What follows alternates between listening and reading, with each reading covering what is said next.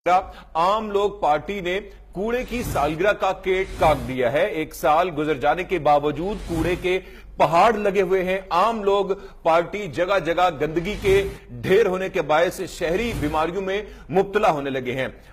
तासीर मुगल बताएगा ये क्या माजरा है। यहां पर कूड़े के हवाले से वहां पर सालगिरह का केक काटा जा रहा है।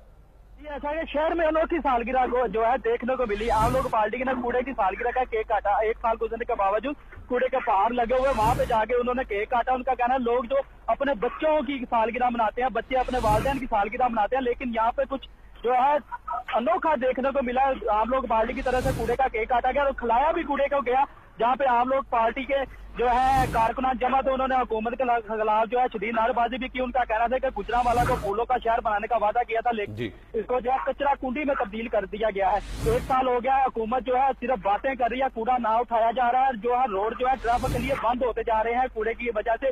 जो है इंतजामिया के कान पर जू तक नहीं रिंग रही। जी अच्छा तासीर, ये भी खबरें गर्दिश कर रही थी कि जो सफाई करने वाले वहां पर जो लोग हैं उनको जो तनख्वाहें नहीं दी गई, इस वजह से भी वहां पर ये इस तरह के इश्यूज आ रहे हैं। जी, इस साल में इस कंपनी की जो है इंक्वायरी नैब में लगी हुई है। जो तनख्वाहों का मामला है उनमें जो है बेजाब्तियां पाई गई हैं। उनकी जो नैब में इंक्वायरी लगी है, जिसके बावजूद जो है उन्होंने काम करना छोड़ दिया है।